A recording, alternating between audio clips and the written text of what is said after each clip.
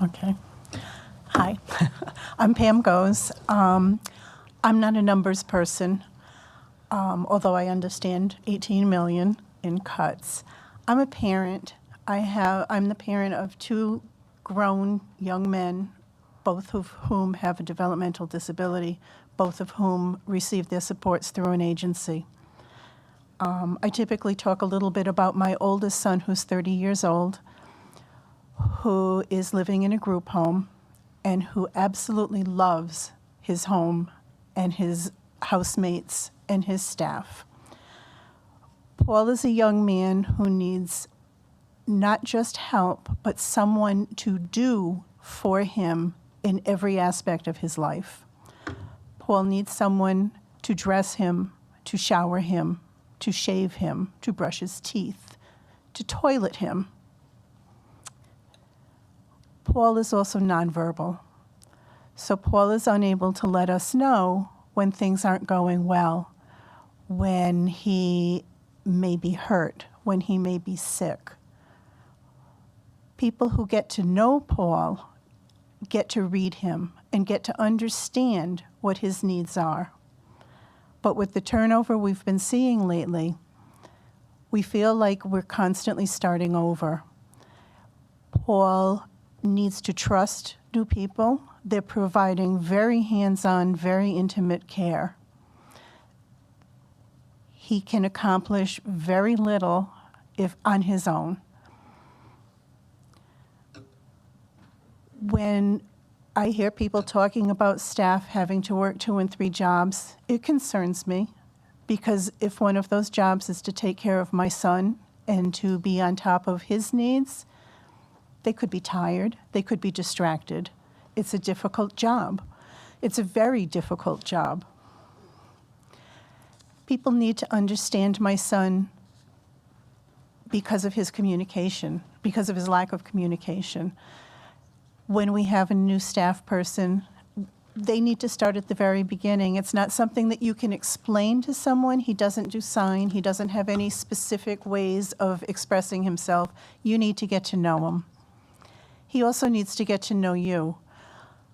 He will test all new employees, all new staff people, to see how much he can get away with. He's very clever that way, and he can become quite aggressive.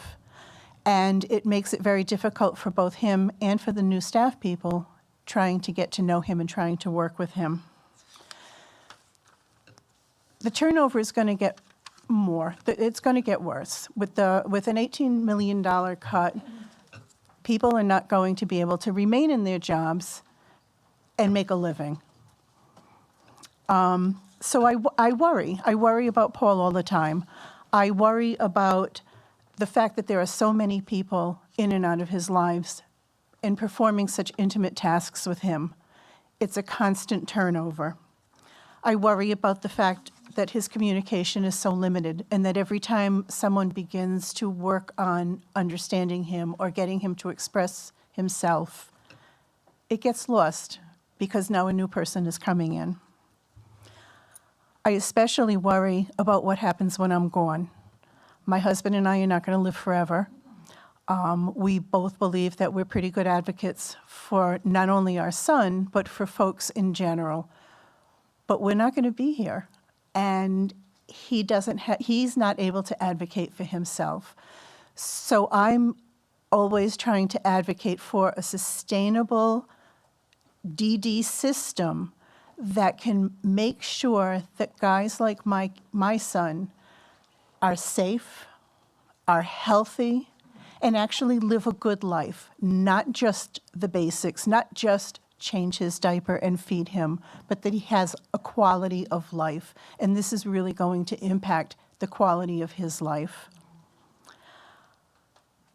And lastly, it also causes a lot of stress on my husband and myself, knowing that these changes are coming and knowing that the situation could become more untenable. It's tough to live with that stress all the time, especially as we also are getting older. So we're just one of, I think the number was somewhere around 4,000 families. There are about 4,000 people who receive adult DD services, and we're just one of the families. Every family has a story like mine.